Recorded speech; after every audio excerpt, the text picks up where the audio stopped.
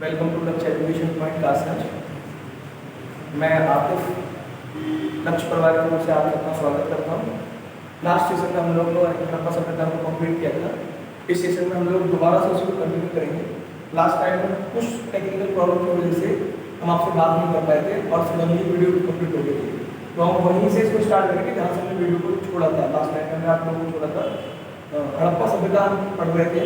हड़प्पा सभ्यता में हम लोगों ने नामकरण देख लिए थे। हड़प्पा सभ्यता का नाम कैसे कैसे पड़ा, जैसे हड़प्पा सभ्यता को हड़प्पा सभ्यता भी कहा जाता है, हड़प्पा सभ्यता को सिंधु घाटी की सभ्यता भी कहा जाता है, हड़प्पा सभ्यता जो है इसको कांसुगी सभ्यता भी कहा जाता है, हड़प्पा सभ्यता को सबसेंदर प्रदेश के नाम से भी जाना जाता है। तो ये जो अलग अलग नाम थे, अलग अलग नामों से इसको जाना जा रहा था, उसके बारे में हम लोगों ने लास्ट सेशन में चर्चा कर ली थी ना। हड़प्पा सभ्यता इसको इसलिए कहा जाता है क्योंकि सबसे पहला स्थान जो मिला था जहाँ से साक्ष्य मिले वो हड़प्पा था, इसलिए उसको हड़प्पा सभ्यता कहा गया। सिंधु घाटी की सभ्यता इसको इसलिए कहा जाता है क्योंकि जितनी भी बस्तियां लगभग खोजी गई स्टार्टिंग में, वो सारी सिंधु नदी के दाएं तट पर या बाएं तट पर मिली, इसलिए इसको कहा गया शायद सिंधु नदी का वरदान है। फिर पता चला आगे चलकर कुछ बस्तियां सरस्वती के तट पर मिली, तो हमने कहा ये सिंधु और सरस्वती दोनों की सम्मिलित सभ्यता है।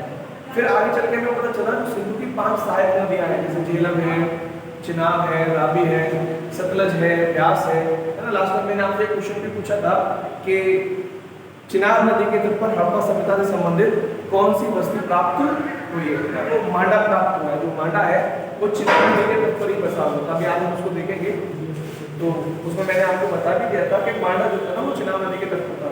तो आगे चलकर हमने देखा कि सिंधु की जो 5 सहायक नदियां थी, उन 5 सहायक नदियों के सहारे भी हमें बस्तियां मिलना शुरू हुई। सिंधु नदी के तट पर भी शुरू हुई, सरस्वती के तट पर भी हुई। ऐसे करके हमने कहा 7 नदियों से घिरा हुआ क्षेत्र क्या कहलाता है, सबसेंदर प्रदेश कहलाता है। और लास्ट पॉइंट में मैंने आप लोगों को बताया था कि हड़प्पा सभ्यता जो है ये कांस्य सभ्यता थी। कैसी थी? कांस्य युगीन।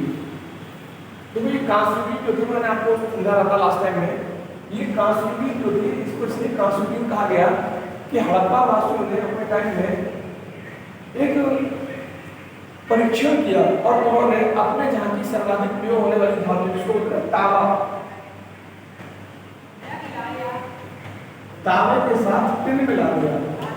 और जब उन्होंने तांबा और टिन मिलाया तो एक नई धातु बन गई जिसको बोलते हैं कांसा। अब ये कांसे की लोगों ने खोज कर ली। ये कांसे की जो खोज की गई है हड़प्पा वासियों के द्वारा की गई है कांसे की। इससे पहले कांसे को कोई जानता नहीं था। इस कांसे की खोज की वजह से इस सभ्यता का नाम दिया गया कांस्य युगीन सभ्यता। यहीं पर हमारी लास्ट बात हुई थी आप लोगों से, इसका नाम है।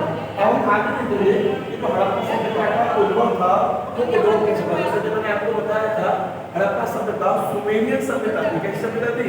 सुमेरियन सभ्यता थी और इसमें बहुत सारी विशेषताएं हैं। तो आज हम हड़प्पा सभ्यता की विशेषताओं पर बात करेंगे खास तौर पर, है ना। तो आप लोग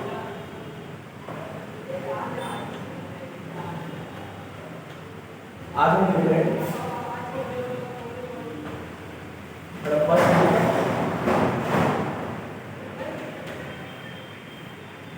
और हड़प्पा सभ्यता में भी हम लोग खास तौर पर देखेंगे इसकी विशेषताओं को।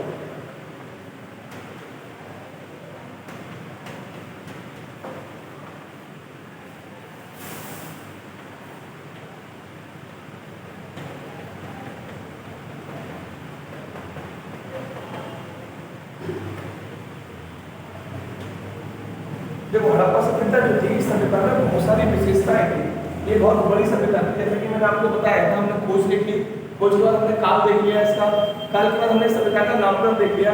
आज हम बात करेंगे वो हड़प्पा सभ्यता की विशेषताओं पर।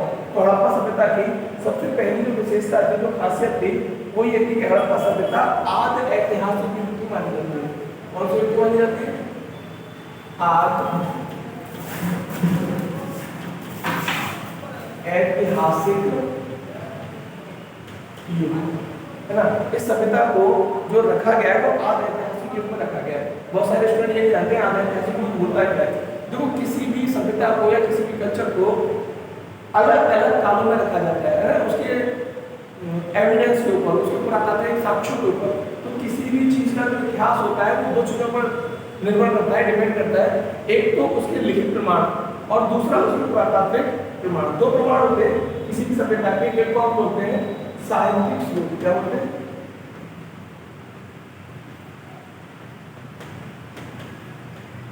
और एक को हम बोलते हैं पुरातात्विक स्रोत।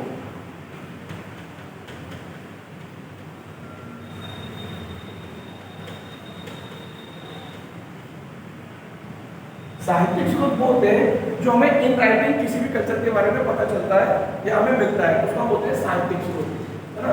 और पुरातात्विक स्रोत होते हैं जो हमें वहां की कोई मुद्रा मिली हो, वहां की मोहरें मिली हो, है ना, या वहां से कोई अभिलेख प्राप्त हो, उसको हम बोलते हैं पुरातात्विक स्रोत। तो जो कोई भी सभ्यता होती है वो तीन रूपों में बटी होती है। या तो हम सभ्यता को बोलते हैं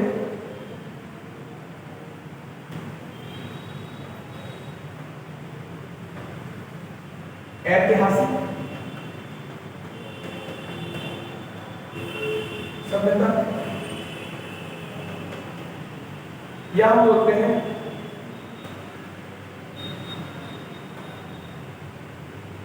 आद ऐतिहासिक सभ्यता,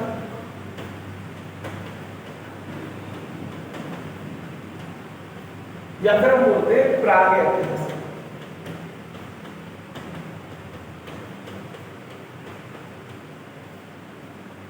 तीन प्रकार की सभ्यताएं होती है ना, तो हम तीनों प्रकार को देखें। हड़प्पा सभ्यता जो है, हड़प्पा सभ्यता को आद ऐतिहासिक कहा गया है। क्या कहा गया? आद ऐतिहासिक सभ्यता कहा गया। इस विशेष को ये कहा गया है। होता क्या है आद ऐतिहासिक सभ्यता, उसको समझिए। देखो, किसी भी सभ्यता के अगर हमारे पास लिखित और पुरातात्विक दोनों साक्ष्य मौजूद होते हैं, यानी हमने उस सभ्यता के बारे में पढ़ लिया और उस सभ्यता के बारे में देख लिया, तो ये इतिहास की बात हो गई। क्या की बात हो गई? इतिहास की बात। तो उसको हम सभ्यता को डालते हैं ऐतिहासिक युग में। किसमें डालते हैं? ऐतिहासिक युग में। ये इतिहास की बात है, इसके बारे में हमारे पास लिखित प्रमाण भी है और इसके बारे में हमारे पास पुरातात्विक प्रमाण भी है। लेकिन जब किसी सभ्यता के हमारे पास साहित्यिक और पुरातात्विक इन दोनों में से कोई एक भी गायब हो जाए, या तो पुरातात्विक हो या फिर साहित्यिक हो, यानी आधी अधूरी जानकारी, आधा है आधा रह गया, तो सभ्यता को हम डालते हैं आद ऐतिहासिक युग में। इसमें डालते हैं आद ऐतिहासिक युग। हड़प्पा सभ्यता जो है इसकी लिपि अभी तक पढ़ी नहीं जा सकी है। जब से सभ्यता की बस्तियां मिली हैं आज तक कोई भी इसके बारे में जो लिपि मिली है उस लिपि को, उस लिखावट को समझ नहीं पाया, पढ़ नहीं पाया। बहुत सारे लोग लिपि नहीं जानते। लिपि जो होता है ना, वो भाषा को लिखने का तरीका होता है, ढंग होता है। किसी भी भाषा को लिखने के लिए जो प्रतीक चिन्हों की व्यवस्था होती है वही उस भाषा की लिपि होती है। जैसे हमारे यहाँ हिंदी भाषा है, भारतीय संविधान में 22 भाषाओं को मान्यता दी है। 22 भाषा जो है इनकी मोस्टली जो लिपि है वो देवनागरी लिपि है। जैसे आप पहुंचते हो उर्दू पर, अरबी पर, तो उसकी लिपि फारसी लिपि है। जैसे आप पहुंचते हो अंग्रेजी पर या यूरोपियन भाषाओं पर, उन सब की लिपि रोमन लिपि है। कैसी लिपि है? रोमन लिपि। भाषा को लिखने का तरीका ही लिपि कहलाता है। तो इसकी लिपि अभी तक कोई पढ़ नहीं पाया, तो इसका मतलब साहित्यिक स्रोत अधूरे हैं, पुरातात्विक स्रोत है। इसी आधार पर इसको डाल देंगे आद ऐतिहासिक युग। तो जब जिसके आधे सोर्स हो तो आद ऐतिहासिक, अब जब भी कोई इसकी लिपि को पढ़ लेगा तो ये आद ऐतिहासिक युग से खत्म हो जाएगी, कहां हो जाएगी? ऐतिहासिक युग में पहुंच जाएगी। फिर प्राग ऐतिहासिक किसको कहते हैं? देखो, प्राग ऐतिहासिक उन सभ्यताओं को कहा जाता है जिनके बारे में ना तो साहित्यिक स्रोत है और ना ही पुरातात्विक स्रोत है, लेकिन लोग कहते हैं हाँ ये सभ्यताएं भी थी, ऐसा भी कभी हुआ था, है ना। जैसे अगर मैं आपसे कहूँ कि हमारे यहाँ एक बात होती है, लोग कहते हैं ना भूतों का संसार, तो भूतों का संसार लोगों ने कहा है कि आज तक किसी ने भूतों का संसार देखा नहीं। जो देख लेता है वो बचते ही नहीं, है ना। जिसको भूत मिल जाते हैं वो उसको छोड़ते नहीं। तो ऐसे मान लो कि जिसने देखा वो खुद ही चला गया, तो कोई बताने वाला नहीं है कि भूतों के पुरातात्विक स्रोत क्या क्या है, या भूतों का लिखित प्रमाण कोई भी नहीं मिला। तो जो भूतों का संसार है, जैसे हमारे यहाँ कहा था सच्चा वाला प्यार होता है विश्व में, पर मिलता किसी को नहीं है ना, आज तक किसी को नहीं मिला। हर कोई कहता है लेकिन सच्चा प्रेम है, इसीलिए ये पृथ्वी जो है अपने धरोहर को बनाए हुए पृथ्वी में जो पाप और पुण्य के बीच का डिवाइडेशन है वो प्रेम पर ही टिका हुआ है, आधार प्रेम ही है।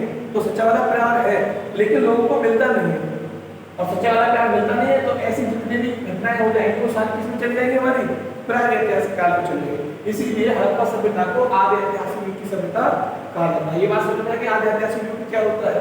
इसके बाद इसकी दूसरी विशेषता पर बात करते हैं। इसकी दूसरी सबसे अच्छी विशेषता थी इसका नगर नियोजन, क्या था? नगर नियोजन प्रणाली। ये हड़प्पा सभ्यता की दूसरी बहुत अच्छी विशेषता मानी जाती है और वैसे इसको पहले नंबर पर लिया जाता है नगर नियोजन प्रणाली। हड़प्पा सभ्यता के जो लोग थे उन्होंने अपने नगर को डिवाइड किया था, बांटा था, नगर नियोजित किए थे, ऐसे नियोजित किए थे जैसे कि आज में हम और आप नहीं कर पाए। यानी ये लोग ग्रामीण लोग नहीं थे। मैंने आपको लास्ट टाइम भी बताया था कि हड़प्पा सभ्यता एक शहरी सभ्यता है और इनकी अत्यंत महत्वपूर्ण विशेषता ये थी कि इन्होंने अपने नगर को डिवाइड कर रखा था, बांट रखा था, नगर को नियोजित कर रखा था। सड़कें हमेशा एक दूसरे को समकोण पर काटती थी, दरवाजे भवनों के दोनों तरफ खुला करते थे, रोड पर भी, पीछे गली की साइड भी, है ना। भवनों को बहुत अच्छी तरीके से डेकोरेट किया था इन लोगों ने, नालियों की व्यवस्था सुदृढ़ थी, पानी की व्यवस्था सुदृढ़ थी। इसके अलावा अगर हम देखें तो सबसे खास बात ये थी कि नगर नियोजन प्रणाली के अंतर्गत इन्होंने अपने समाज को दो भागों में बांट रखा था। कौन कौन से दो भागों में?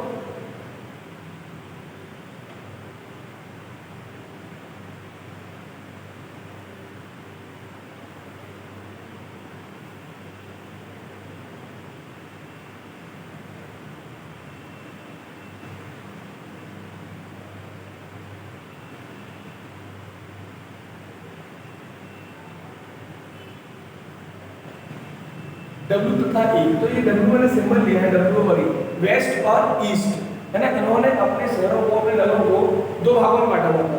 कुछ जो थे वो पूर्वी तरफ थे और कुछ पश्चिमी तरफ थे। तो इनके नगरों में विशेषता देखी गई कि जो पश्चिमी टीलों पर भवन थे वो ऊंचाई पर स्थित थे। कहाँ पर थे? ऊंचाई पर। और जो पूर्वी टीलों पर थे वो कैसे थे? नीचे थे।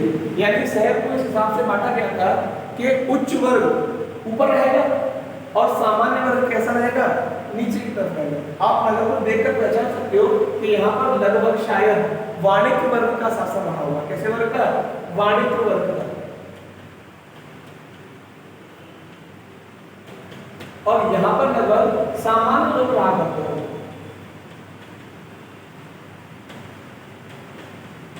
जनरल लोग यहाँ पर रहते हैं। ये इनकी अत्यंत महत्वपूर्ण विशेषता थी। आपको नगर में पता करने की आवश्यकता नहीं है कि नगर में उच्च वर्ग के लोग कहाँ रहते हैं और सामान्य वर्ग के लोग कहाँ रहते हैं। आप नगर को देख करके पहचान लोगे। इस पश्चिमी किले पर जितने भवन मिलते हैं बड़े बड़े, अच्छे, ऊंचे, और इधर जितने भवन मिले हैं खुदाइयों में वो सारे भवन कैसे मिले?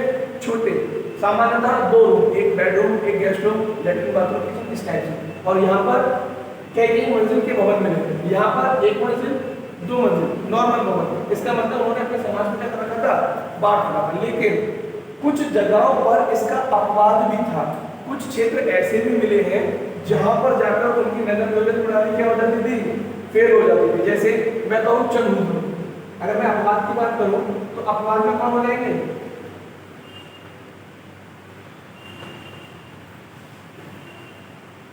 अपवाद में था चंद्रपुर,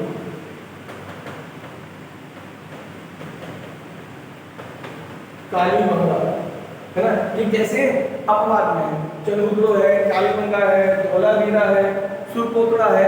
ये कुछ क्षेत्र विशेष ऐसे थे जहां पर जाकर उनकी नगर नियोजन प्रणाली क्या हो जा रही थी? फेल। वो नगर को ऊपर और नीचे दो हिस्सों में नहीं बांट पा रहे थे। केवल वहां पर कैसे करके मिला है नगर नियोजन? W और E, पश्चिमी टीले और पूर्वी टीले। तो इसीलिए कभी कभी एग्जाम्स में आपसे यहाँ से क्वेश्चन पूछ लेता है हड़प्पा सभ्यता से संबंधित वो कौन सा पुरास्थल है जहां उनकी नगर नियोजन प्रणाली विफल हो जाती थी? तो वो कौन सा था?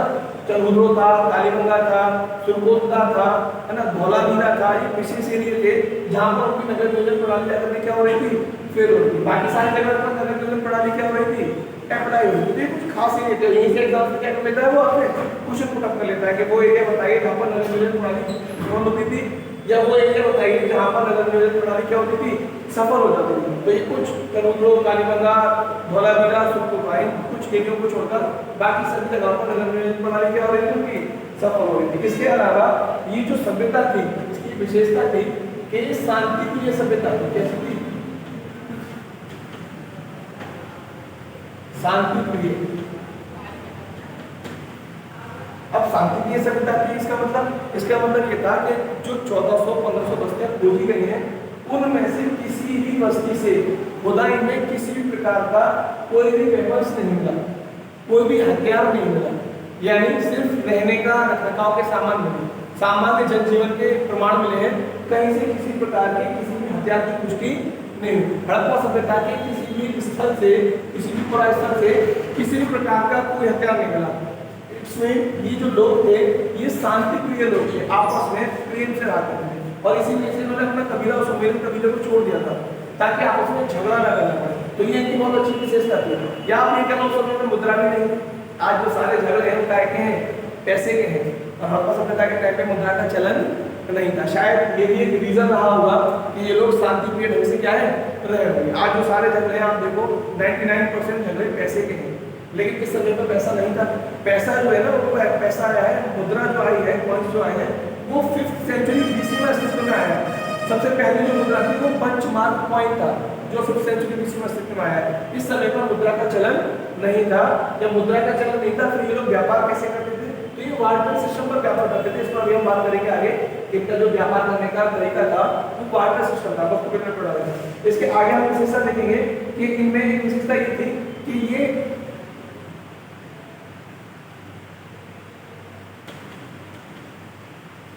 राजनीति भी करते थे।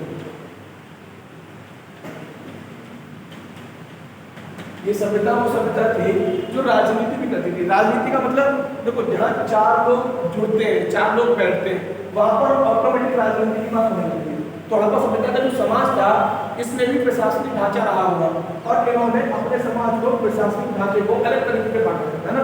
जैसे हम आगे बढ़ेंगे वैदिक पीरियड में ब्राह्मण, क्षत्रिय, वैश्य और शूद्र, इनका ऐसा नहीं था। इनका जो क्षेत्र था बांटने का समाज में राजनीति का, इन्होंने अपने समाज को 4 भागों में बांटा था, लेकिन इन्होंने अलग तरीके से बांटा था। जैसे इन्होंने बांटा था विद्वान, इसमें बांटा था राजनीति का जो आधार था वो राजनीति का आधार पर बनाया था कि हमारे समाज में विद्वान लोग रहेंगे यानी ज्ञानी लोग जिनके पास है। इसके अलावा हमारे समाज में योद्धा लोग भी रहेंगे, बहादुर है ना, जब हमारे पास कोई कष्ट कोई विपत्ति है तो उसका सामना कर सकें। इसके अलावा हमारे समाज में व्यापारी लोग भी रहेंगे और हमारे समाज में सेवक लोग भी रहेंगे। ऐसे करके इन्होंने अपने आप को अपने हड़प्पा सभ्यता की जो राजनीतिक व्यवस्था थी उसको बनाए रखा था, ऊपर से लेकर नीचे तक, नीचे से लेकर ऊपर तक। इस क्रम में बांट रखा था अपने समाज को ताकि समाज में सारी गतिविधियां क्या है चलती है। इसके अलावा हड़प्पा सभ्यता के बारे में हम लोग पढ़ते हैं कि हड़प्पा सभ्यता जो थी उसका आकार त्रिभुजाकार था। कैसा था? त्रिभुजाकार। अब ये पॉइंट हमने रख रखा है, मोस्टली बच्चे क्या है वो मोस्टली बता देते हैं हड़प्पा सभ्यता कैसी थी, ट्रायंगुलर थी। कैसी थी? ट्रायंगुलर। उसका जो आकार था वो त्रिभुजाकार था, लेकिन जब एग्जाम में क्वेश्चन पूछता है तो वो फंसाने वाला पूछता है। हड़प्पा सभ्यता का आकार तो त्रिभुजाकार था, लेकिन हड़प्पा सभ्यता सर्वाधिक विस्तृत थी। अब उसने ऑप्शन बना दिया अलग। सर्वाधिक विस्तृत थी उत्तर पश्चिम क्षेत्र में, उत्तर पूर्व क्षेत्र में, दक्षिण पश्चिम क्षेत्र में, दक्षिण पूर्व क्षेत्र में। अब आप कंफ्यूज हो जाओगे है ना। हड़प्पा सभ्यता का आकार त्रिभुजाकार जो था, लेकिन हड़प्पा सभ्यता का त्रिभुजाकार जो क्षेत्र था उसको केवल देखिए कैसे करके था। आज की जो स्थिति वो अलग है, पहले की जो स्थिति थी वो क्या थी? अलग थी। अगर हड़प्पा सभ्यता को देखें तो ये हड़प्पा सभ्यता जो है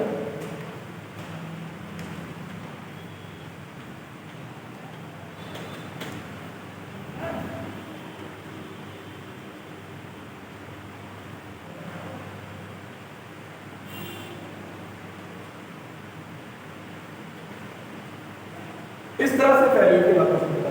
यानी हड़प्पा सभ्यता को हम देखें कि उत्तर में हड़प्पा सभ्यता कहां तक फैली है, दक्षिण में हड़प्पा सभ्यता कहां तक फैली है, पूर्व में कहां तक फैली है और पश्चिम में कहां तक फैली है। तो जैसे हम इसका दिशाओं का डायरेक्शन बनाते हैं तो हम देखते हैं जो हड़प्पा सभ्यता थी वो उत्तर में फैली हुई थी आज के जम्मू एंड कश्मीर का। कौन सा क्षेत्र था?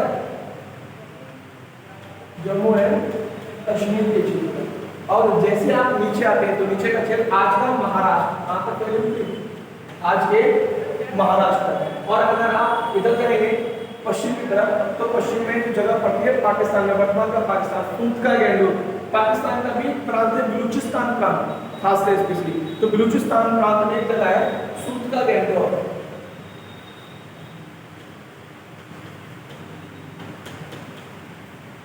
और पूरब में ये आलमगीर, मतलब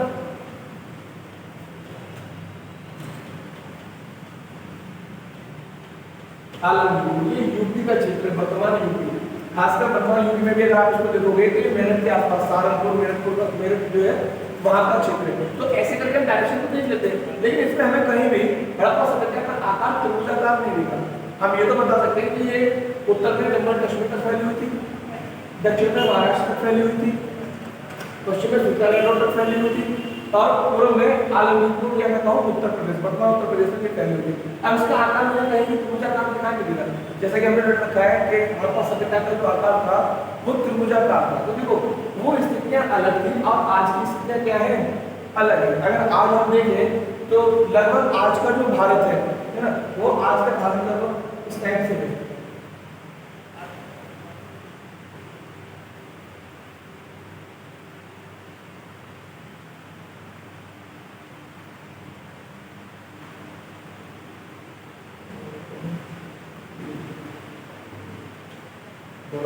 आज का जो भारत है वो इस टाइप से है।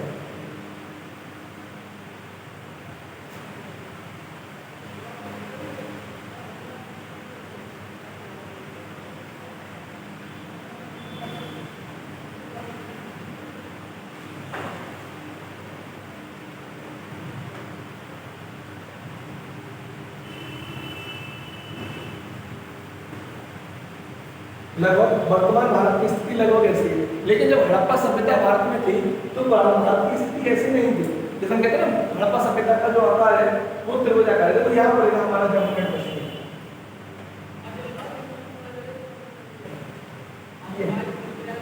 जम्मू एंड कश्मीर जिसको हम कह रहे थे ना हड़प्पा सभ्यता उत्तर में जम्मू एंड कश्मीर तक फैली हुई थी। दक्षिण में आप आ जाओ हड़प्पा सभ्यता कहाँ तक फैली हुई थी, महाराष्ट्र तक। कहाँ तक, महाराष्ट्र तक फैली हुई। इधर आ जाओ हड़प्पा सभ्यता यूपी तक, कहाँ तक फैली हुई है, यूपी। और आप इधर चले जाओगे तो पाकिस्तान का एरिया है, इसको पर अफगानिस्तान पर है। तो पाकिस्तान का एक एरिया में पता है यहाँ पर जिसको हम कहते हैं सुत्ता गैंगोर, क्या नाम है, सुत्ता गैंगोर। अब अगर हम देखें तो ये कुछ एरिया था हड़प्पा सभ्यता,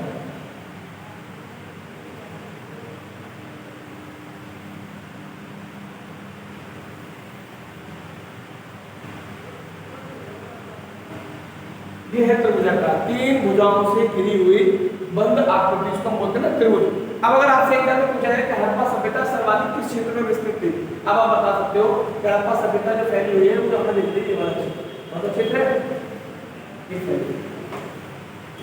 यानी आप बता सकते हो सर्वाधिक की सभ्यता उत्तर और पश्चिम क्षेत्र में क्या थी, विस्तृत थी। अब आप कंफ्यूज नहीं होंगे, तो रटने वाला कॉन्सेप्ट क्या है वो बेकार है, आप खाली एक लाख रट के चल रहे। अब ये जो हड़प्पा सभ्यता है तो लगभग त्रिभुजाकार थी, आप इसको एग्जैक्ट त्रिभुजाकार नहीं कह सकते, ये लगभग त्रिभुजाकार थी, लगभग दिखने में त्रिभुज की आकृति जैसी बन रही थी। तो ये त्रिभुज की जैसी आकृति बने तो कभी कभी यहाँ से भी क्वेश्चन पूछता है एग्जाम में, जैसे आपको बता दिया मैंने अभी कि हड़प्पा सभ्यता उत्तर में जम्मू एंड कश्मीर तक फैली हुई थी। यहीं से आपसे पूछ लेगा कि हड़प्पा सभ्यता जम्मू एंड कश्मीर में जो फैली हुई थी, विस्तृत थी, ये किस नदी के तट पर फैली हुई थी, यानी उत्तर में वो कौन सी नदी थी जहां पर जाकर हड़प्पा सभ्यता की सीमा मिलती थी। तो यहाँ पर हड़प्पा सभ्यता चिनाब नदी, कौन सी नदी, यहाँ पर कहती थी चिनाब। एरिया कौन सा था, अगर मैं कहूँ ये जम्मू एंड कश्मीर में एरिया कौन सा पड़ेगा, इस एरिया को बोलते हैं मांडा। ये मैंने आपसे क्वेश्चन पूछा था हड़प्पा सभ्यता का वो कौन सा पूरा स्थल है जो चिनाब नदी के तट पर स्थित है, कौन सा है, मांडा है। ये मांडा तक किसकी सीमा जाती है, उत्तर में जम्मू एंड कश्मीर का नदी है, वहां पर कौन सी, चिनाब नदी। आप आ जाओ इधर सुत्का गैंडोर, सुत्का गैंडोर ये पाकिस्तान का क्षेत्र है, कहाँ का क्षेत्र है, आज वर्तमान में पाकिस्तान का क्षेत्र है वर्तमान में। और पाकिस्तान में भी स्पेस की है बलूचिस्तान,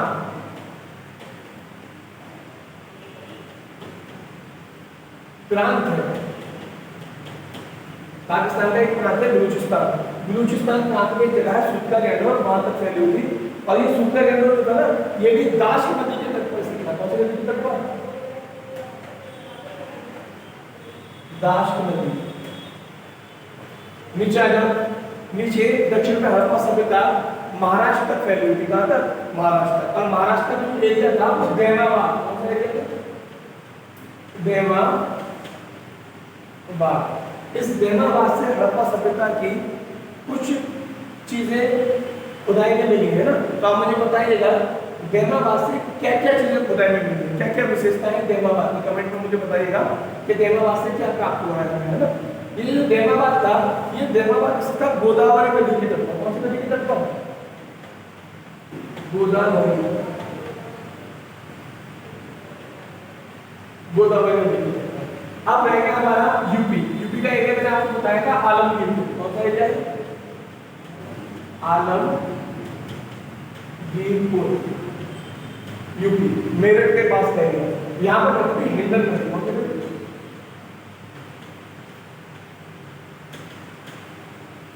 देखो चार सीमाएं, चारों किसी न किसी नदी के तट पर स्थित है। मैंने आपको बताया था लास्ट टाइम पे भी कि हड़प्पा सभ्यता नदियों का वरदान मानी गई है ना। यहाँ पर कोई ना कोई नदी क्या है, बहा करती थी। इस क्षेत्र में आजादी से पहले हमने लगभग 40 से 50 बस्तियां खोजी। आज वर्तमान में सभ्यता की 1400-1500 बस्तियां क्या कर चुके हैं, खोज चुके हैं। उन 1400-1500 बस्तियों में अगर ये पूछा जाए कि हड़प्पा सभ्यता किन किन देशों में फैली हुई थी, तो आज अगर वर्तमान स्थिति देखें तो वर्तमान में सभ्यता 3 देशों में, कितने देशों में? 3 देशों में, अफगानिस्तान,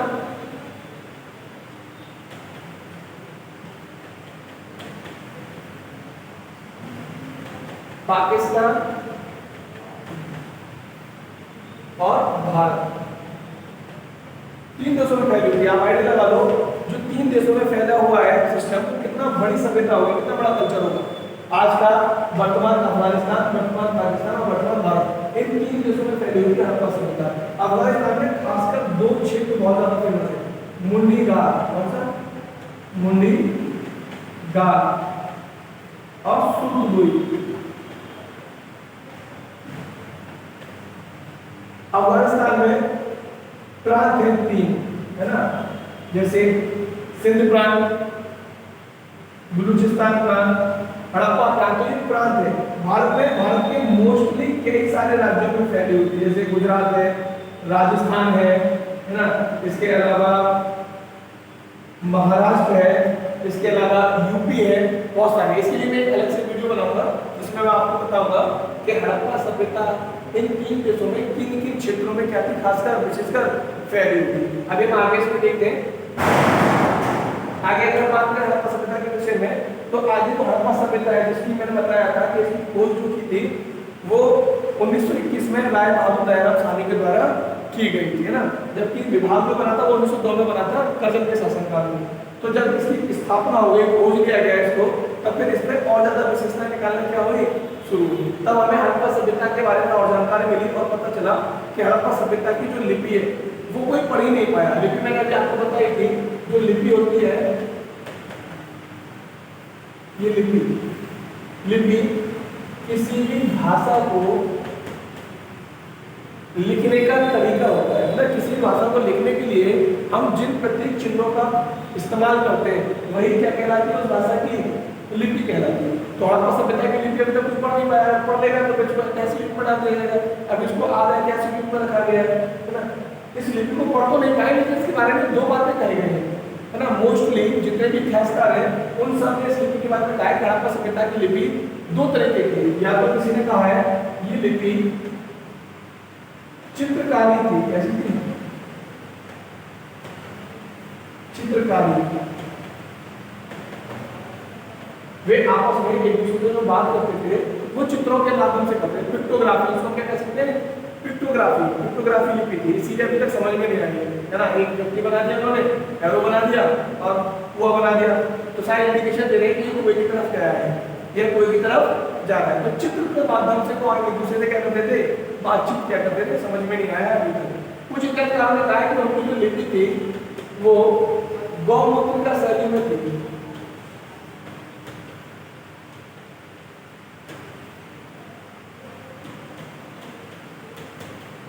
इसको बोलते हैं हलावत शैली।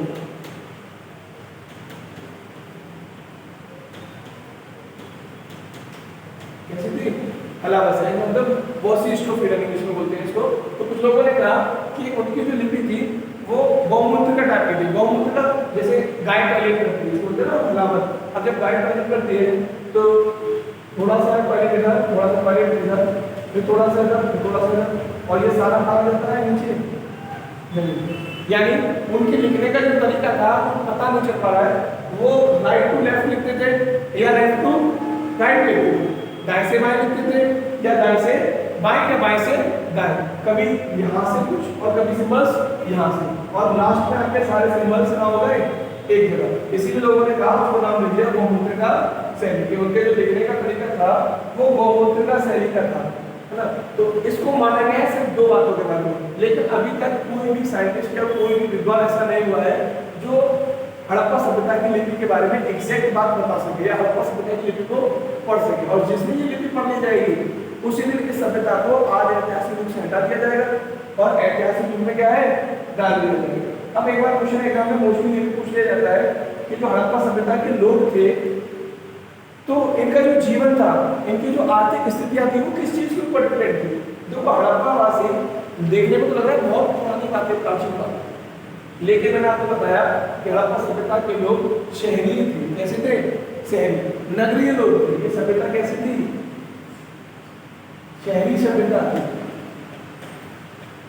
या मैं कह सकता हूं नगरीय।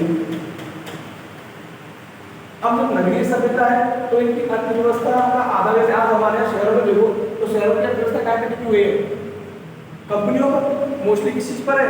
कंपनी पर चला है, फैक्ट्री पर। लेकिन शहरी सभ्यता जरूर थी, पर इनकी आर्थिक गतिविधियों का जो प्रमुख आधार था वो कृषि था। क्या था?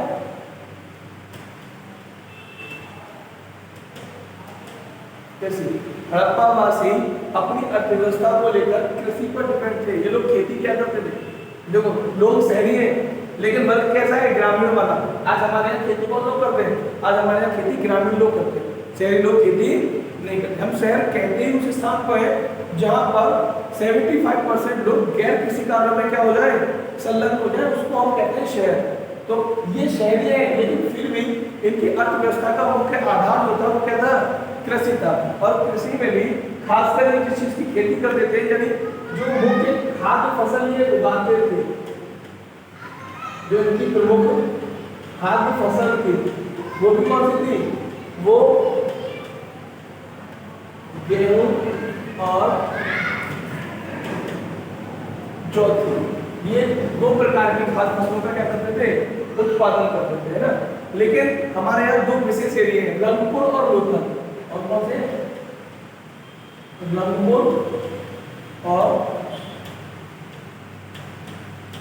तो जैसा अभी मैंने आपको बताया कि कौन कौन से एरिया कहाँ से प्राप्त हुए, इनके बारे में अलग से एक वीडियो बनाऊंगा जिसमें बताऊंगा अफगानिस्तान के क्षेत्र है, पाकिस्तान के क्षेत्र है, भारत के क्षेत्र है, उनको मैं अलग से क्लियर करूंगा ना। अभी खाली देख ले रहे दो एरिया थे, रंगपुर था और लोथल।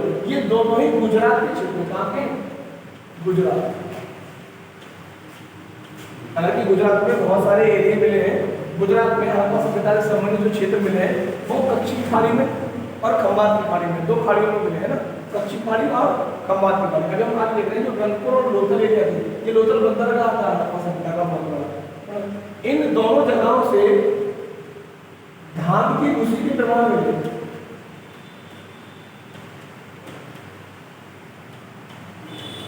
हर्षकॉप पैडी मिली। इस बात से पुष्टि हो जाती है कि हड़प्पा वासी गेहूं जौ के साथ साथ चावल की भी खेती किया करते थे, यानी उन लोगों को चावल की खेती का भी क्या था? ज्ञान था। हर्षकॉप पैडी ने प्रमाणित कर दिया। इसके अलावा पूछ लेता है कभी आपसे कि भारत में सबसे पहले कपास का उत्पादन किसने किया? कपास उसको बोलते हैं कॉटन, क्योंकि कॉटन है कपास। इस कपास की खेती भी सबसे पहले भारत में हड़प्पा वासियों ने की थी, है ना।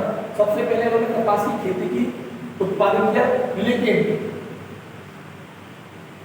यूरोपीय लोगों ने इस कपास को कपास ना कहकर सिंडल का नाम दिया। इसका नाम क्या?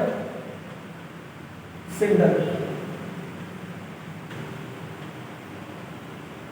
तो यहां से एग्जाम में क्वेश्चन पूछ लेता है, हड़प्पा सभ्यता में एक शब्द सिंडल मिलता है, सिंडल से तात्पर्य होता था, तो सिंडल से तात्पर्य किसका होता था? कपास का। उन्होंने सबसे पहले कपास की खेती हड़प्पावासियों ने शुरू की थी, प्रारंभ की थी, है ना। और उसको यूरोपियन लोगों ने कपास ना कहकर, कॉटन ना कहकर क्या नाम दे दिया था, सिंधन नाम दे दिया था। इसके अलावा हड़प्पा सभ्यता के किसी भी पुरा स्थल से, चाहे वो भारत का हो, चाहे वो पाकिस्तान का हो, चाहे वो अफगानिस्तान का हो, हड़प्पा सभ्यता के किसी भी पुरा स्थल से गाय के किसी तरह के प्रमाण नहीं मिले। जो गाय हमारे यहाँ आज भी बहुत पूजनीय पशु है ना। हमारे यहाँ एक जो संप्रदाय है वो संप्रदाय विशेष तौर पर गाय को बहुत पूजनीय मानता है। लेकिन हड़प्पा सभ्यता में जब खुदाई हुई तो खुदाई में बहुत सारे पशुओं के अवशेष मिले, लेकिन वहां पर गाय का किसी प्रकार का कोई प्रमाण नहीं मिला। और यही से एकदम क्वेश्चन पूछता है क्या हड़प्पा वासी गाय से परिचित थे अथवा नहीं, ऐसे करके आपसे एग्जाम में क्वेश्चन पूछता है। तो हड़प्पा सभ्यता के किसी भी पुरास्थल से गाय के प्रमाणों की पुष्टि नहीं हुई, लेकिन हड़प्पा सभ्यता के लोग गाय से निश्चित ही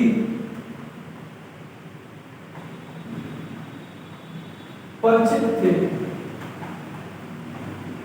क्योंकि हड़प्पा जो सभ्यता है उस हड़प्पा सभ्यता के पुरास्थल से कुंवरदार बैल की हड्डियों के प्रमाण मिले हैं। और जब बैल की हड्डियों के प्रमाण मिल रहे हैं तो बैल की हड्डियों के प्रमाण का मतलब क्या है कि बैल है तो वो गाय से ही उत्पन्न हुआ होगा। बैल को जन्म कौन देगा, गाय ही देगी।